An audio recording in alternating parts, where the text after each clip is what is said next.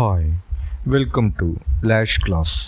Calicut University second semester Advanced English Language Skills for Literature'സിലെ abandoned school house on long branch എന്ന ചാപ്റ്ററിലെ question answers ആണ് നമ്മൾ നോക്കുന്നത്. ഈ ചാപ്റ്ററിലെ സമ്മറിയുടെ വീഡിയോ സെപ്പറേറ്റ് ആയിട്ട് നമ്മൾ ചെയ്തിട്ടുണ്ട്. അത് പ്ലേലിസ്റ്റിൽ അവൈലബിൾ ആയിരിക്കും.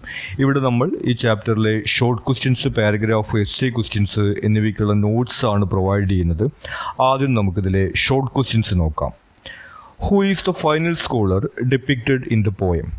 ഈ പോയത്തിനകത്ത് ഫൈനൽ സ്കോളർ അല്ലെങ്കിൽ ഫൈനൽ സ്റ്റുഡൻറ്റ് എന്ന രീതിയിൽ ആരെയാണ് അവതരിപ്പിക്കുന്നത്? The final scholar in the poem is a snake which moves through the abandoned school house and rests behind the broken chair.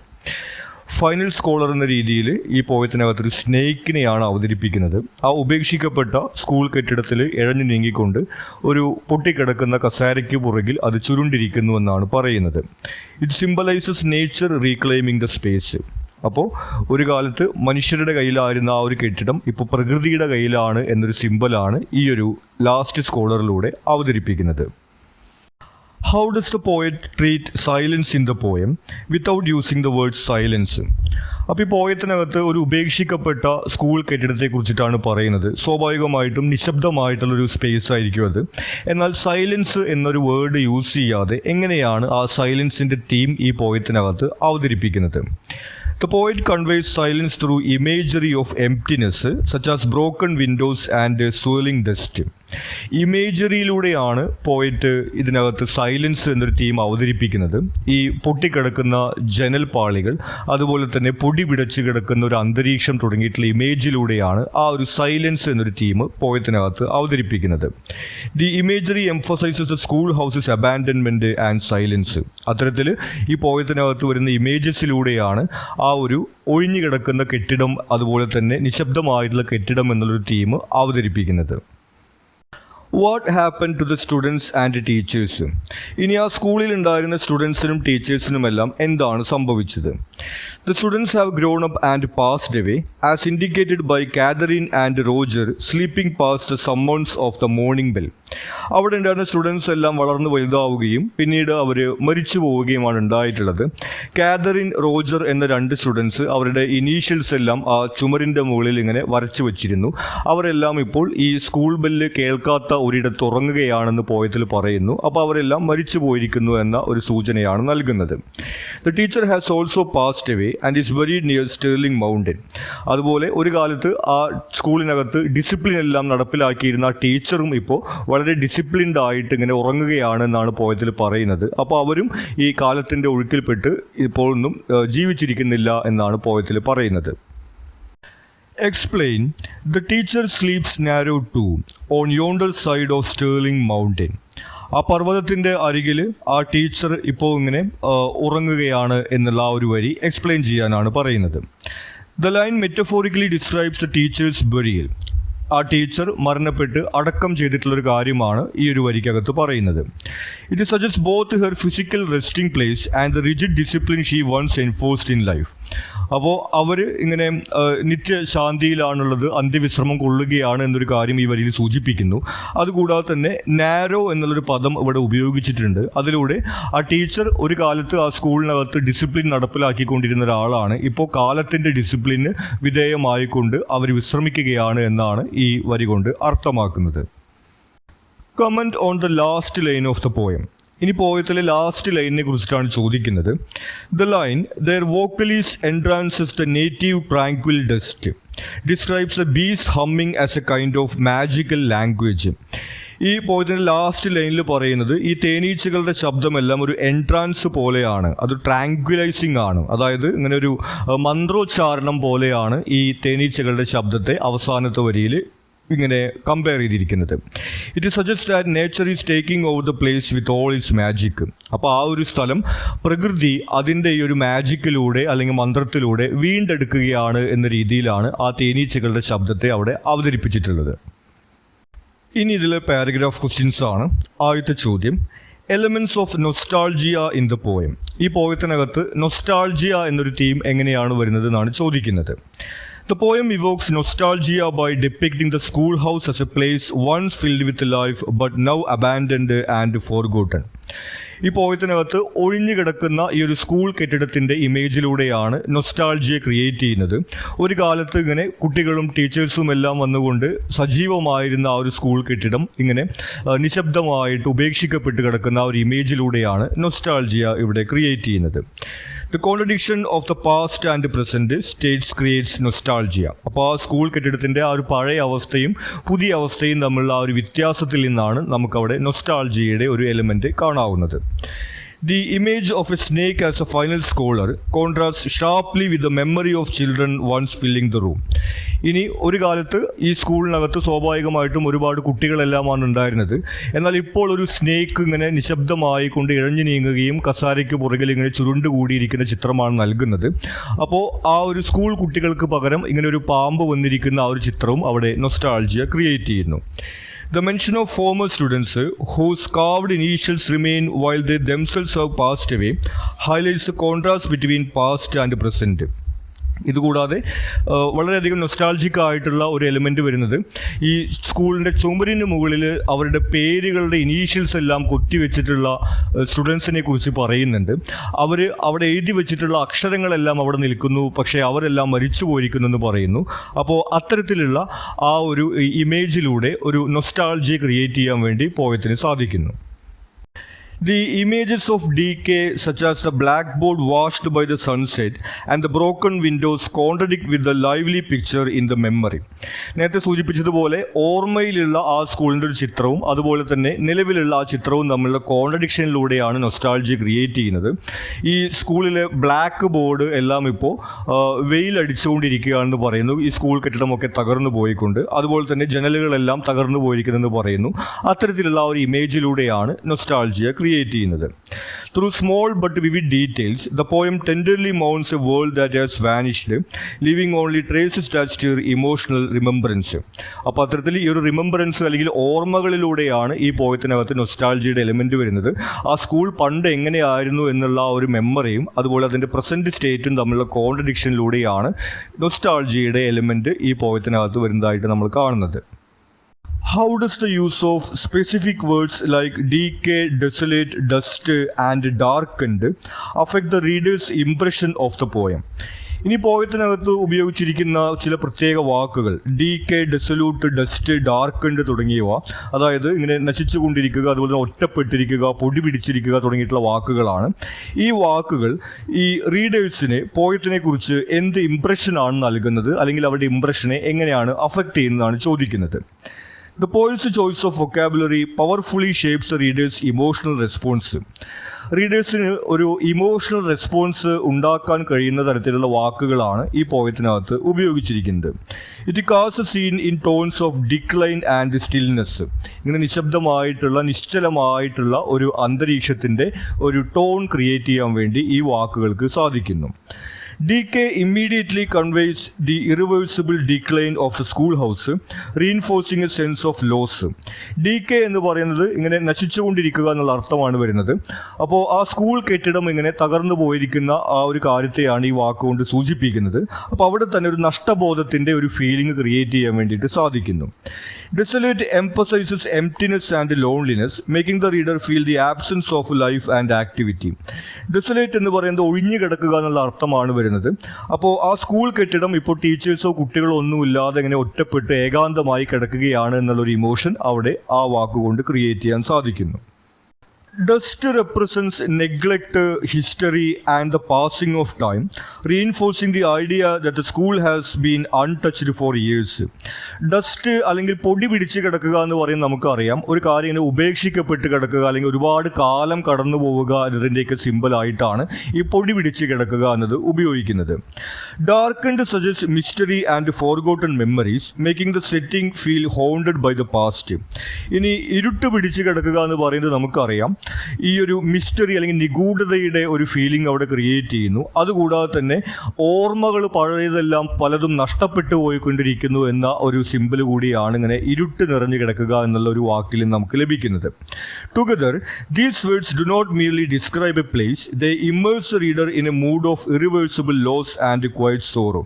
അത്തരത്തിൽ ഈ വാക്കുകൾ കേവലം ആ സ്കൂൾ കെട്ടിടത്തെ വിശേഷിപ്പിക്കുക മാത്രമല്ല ചെയ്യുന്നത്, മറിച്ച് ഒരു നിശബ്ദതയുടെയും നിശ്ചലതയുടെയും എല്ലാം ഒരു ഒരു ഫീലിങ്സ് ക്രിയേറ്റ് ചെയ്യാൻ വേണ്ടി ഈ വാക്കുകൾക്ക് സാധിക്കുന്നു. How does nature reclaim its place on a human construction in the poem?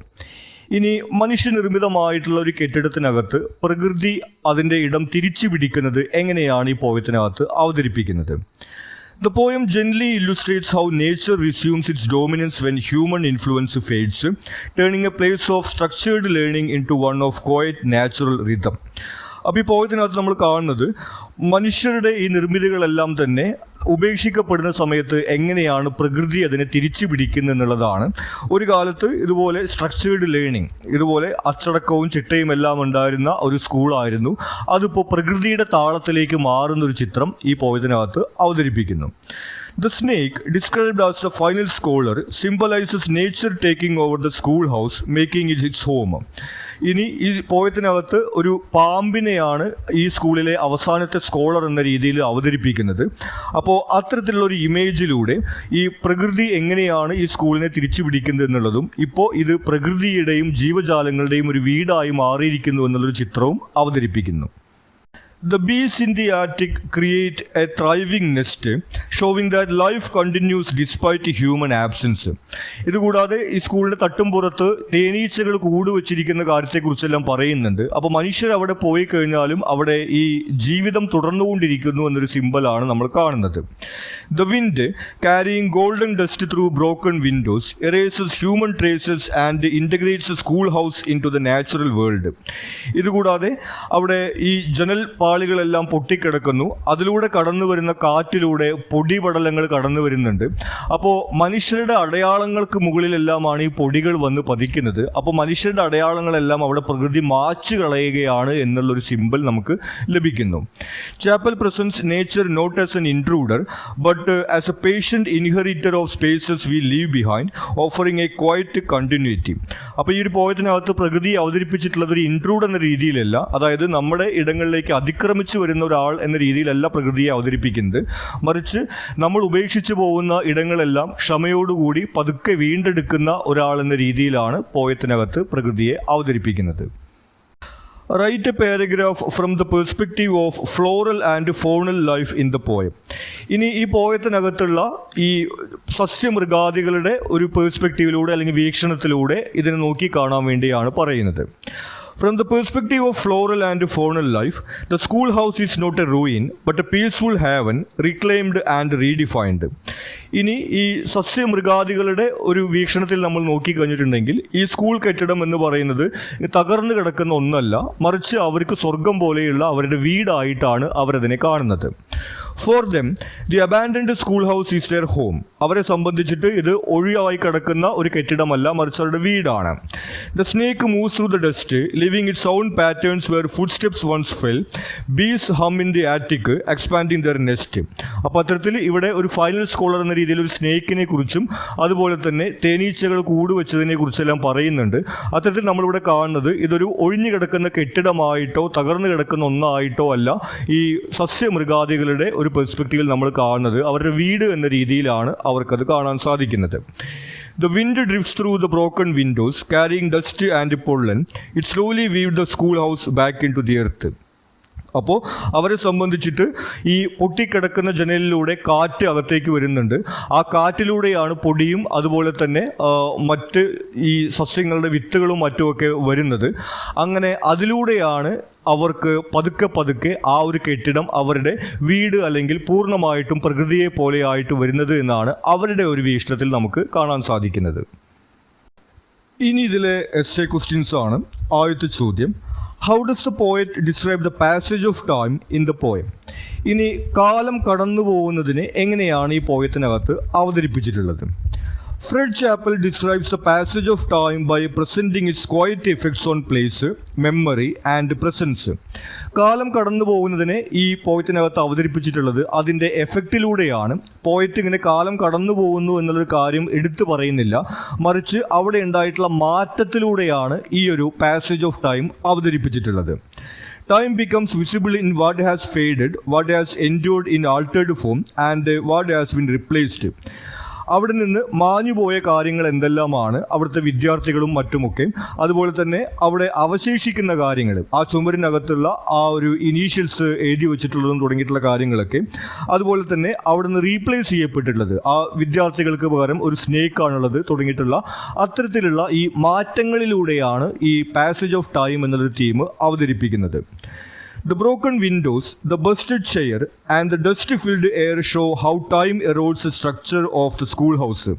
അത്തരത്തിൽ ഈ മാറ്റം നമുക്ക് കാണുന്നത് ഈ ജനൽപ്പാളികൾ പൊട്ടിക്കിടക്കുന്നത്, അതുപോലെ അവിടെ കസേര പൊട്ടിക്കിടക്കുന്നത്, പിന്നെ പൊടി പിടിച്ച് കിടക്കുന്നത് തുടങ്ങിയിട്ടുള്ള ഈ ഇമേജസിലൂടെയാണ് കാലം കടന്നുപോയി എന്നൊരു തീം അവതരിപ്പിക്കുന്നത്. The building itself becomes a visual record of neglect and age, where every object bears witness to a long lapse of time. അത്തരത്തിൽ ഈ കെട്ടിടം തന്നെ ഈ കാലം കടന്നു പോയതിൻ്റെ ഒരു സിമ്പിളായിട്ട് നമ്മൾ കാണുന്നു. അവിടെയുള്ള ഈ ബ്ലാക്ക് ബോർഡ് ആയാലും വിൻഡോ ആയാലും അതുപോലെ തന്നെ ചെയർ ആയാലും അവിടെയുള്ള എവരി ഒബ്ജക്റ്റ് ഇതുപോലെ പാസേജ് ഓഫ് ടൈമിൻ്റെ ഒരു സിമ്പിളായിട്ട് നമുക്ക് കാണാൻ സാധിക്കുന്നു. The poem suggests time's passage through absence. ഇനി അവിടെയുള്ള ആബ്സെൻസിലൂടെ കൂടി ഈ പാസേജ് ഓഫ് ടൈം എന്നൊരു തീം അവതരിപ്പിക്കുന്നുണ്ട്.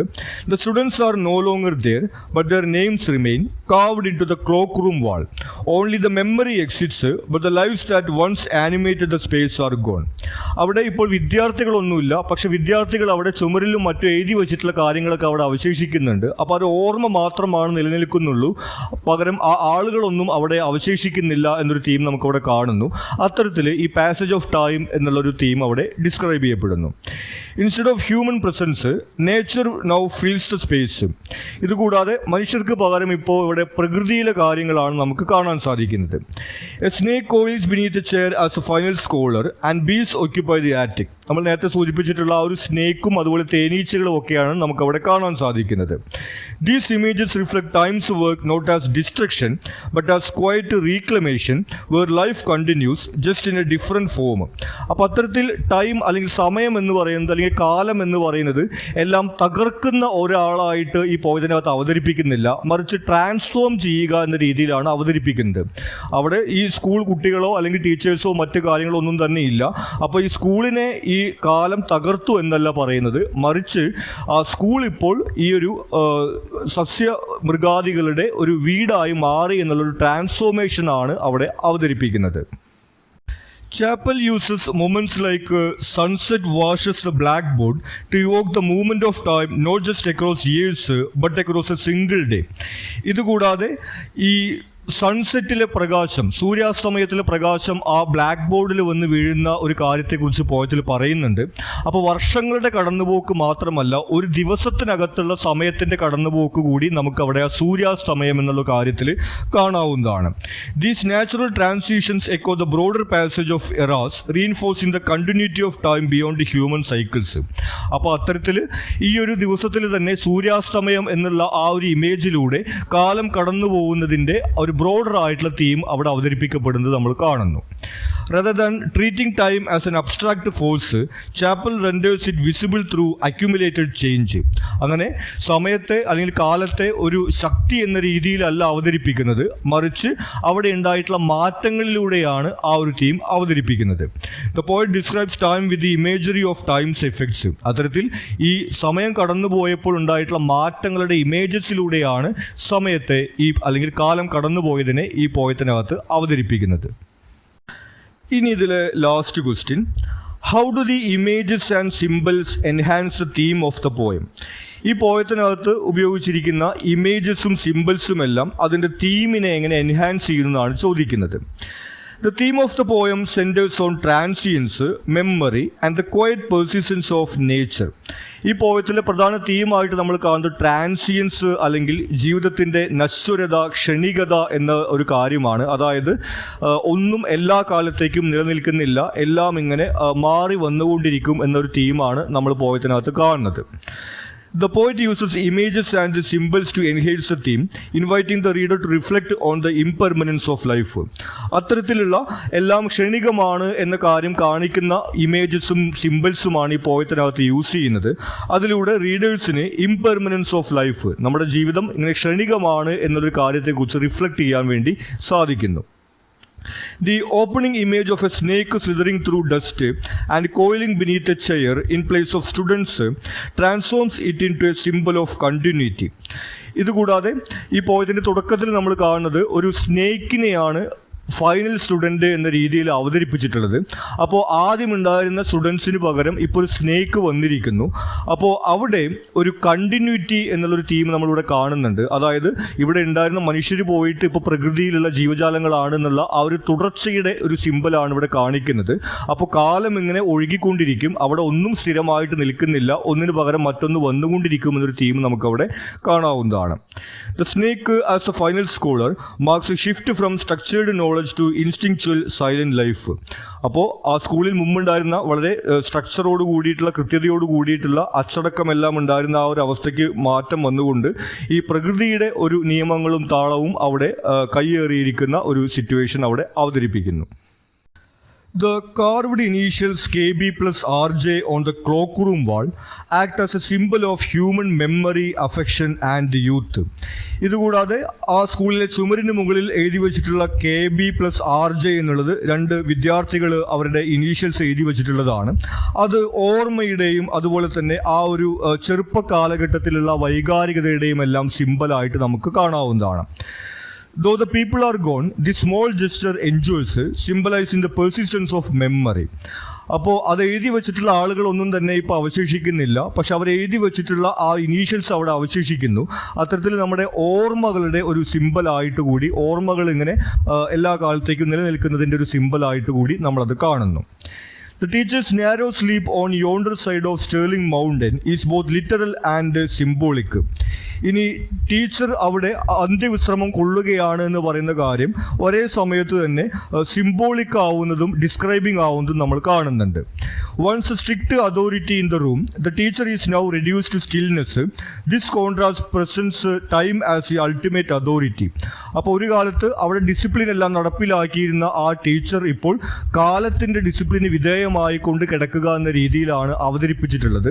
അപ്പോൾ ഈ ടൈമാണ് അൾട്ടിമേറ്റ് അതോറിറ്റി, കാലത്തിനും പ്രകൃതിക്കും മുകളിലായിട്ട് ഒന്നുമില്ല എന്നൊരു തീം അതിലൂടെ അവതരിപ്പിക്കാൻ വേണ്ടി സാധിക്കുന്നു. Bees in the attic represent nature's ability to fill human silences with its own rhythms. ഇനി മനുഷ്യരുടെ നിശബ്ദതയ്ക്ക് പകരം പ്രകൃതിയുടെ താളങ്ങൾ കടന്നു വരുന്നതിൻ്റെ ഒരു സിമ്പലായിട്ടാണ് അവിടെ തേനീച്ചകളും അതുപോലെ തേനീച്ചകളുടെ മൂളലും ഉള്ളതിനെ വിശേഷിപ്പിക്കുന്നത്. The images of the sunlight on the blackboard and dust grains swirling in the air symbolically show both beauty and decay. ഇനി അവിടെ ആ ബ്ലാക്ക് ബോർഡിന് മുകളിൽ സൂര്യപ്രകാശം വന്ന് പതിക്കുന്നതും അവിടെ ആകെ പൊടിപടലങ്ങളായിട്ടുള്ള കാര്യം ഒരേ സമയത്ത് തന്നെ ഡീക്കെ അല്ലെങ്കിൽ നശിച്ചുകൊണ്ടിരിക്കുന്നതിൻ്റെ ഒരു സിമ്പിളാണ്. എന്നാൽ അതേ സമയത്ത് തന്നെ ഒരു ബ്യൂട്ടിയും അവിടെ അത് കൺവേ ചെയ്യുന്നുണ്ട്. അതായത് മനുഷ്യരെ സംബന്ധിച്ചിട്ട് അതൊരു അബാൻഡൻഡ് ബിൽഡിംഗ് ആണെങ്കിലും പ്രകൃതിയെ സംബന്ധിച്ചിട്ട് അതിന് അതിൻ്റേതായിട്ടൊരു സൗന്ദര്യമുണ്ട് എന്നുള്ളൊരു കാര്യമാണ് ഈ ബ്ലാക്ക് ബോർഡിൽ ഇങ്ങനെ സൂര്യപ്രകാശം തട്ടുന്ന ആ ഒരു ഇമേജിലൂടെയെല്ലാം നമ്മൾ കാണുന്നത്. Chappell's imagery and symbolism elevate the poem beyond description. അത്തരത്തിൽ ഈ പോയത്തിനകത്ത് ഉപയോഗിച്ചിരിക്കുന്ന ഇമേജറി എന്ന് പറയുന്നത് കേവലം ആ ഒരു സ്കൂൾ കെട്ടിടത്തെ ഡിസ്ക്രൈബ് ചെയ്യുന്നതിന് വേണ്ടി മാത്രമുള്ളതല്ല, സിംബോളിക് ആയിട്ട് അതിലെ തീം കൂടി എക്സ്പ്രസ് ചെയ്യുന്നതാണ് എന്നാണ് നമ്മൾ കാണുന്നത്. They act as carriers of memory, irony and reflection, allowing the theme to emerge organically. അത്തരത്തിൽ ഈ ഇമേജസിലൂടെയും അതിലൂടെയുള്ള സിംബോളിസത്തിലൂടെയാണ് ഈ ഒരു ഓർമ്മകളെക്കുറിച്ചും അതുപോലെ തന്നെ ജീവിതത്തിൻ്റെ നശ്വരതയെക്കുറിച്ചും അതുപോലെ തന്നെ പ്രകൃതിയാണ് എല്ലാത്തിനും മുകളിൽ എന്നുള്ള തീമുമെല്ലാം അവതരിപ്പിക്കുന്നത്. ഇത്രയാണ് ഈ ഒരു ചാപ്റ്ററുമായി ബന്ധപ്പെട്ട് നമുക്ക് ഇമ്പോർട്ടൻ്റ് ആയിട്ട് വരുന്നത്. നിങ്ങൾക്ക് മറ്റെന്തെങ്കിലും സംശയങ്ങളോ സജഷൻസോ ഉണ്ടെങ്കിൽ നിങ്ങൾ കമൻറ്റ് ചെയ്യുക. കൂടാതെ ചാനൽ നിങ്ങളൊരു സബ്സ്ക്രൈബ് ചെയ്തിട്ടില്ലെങ്കിൽ സബ്സ്ക്രൈബ് ചെയ്യുക. Thank you.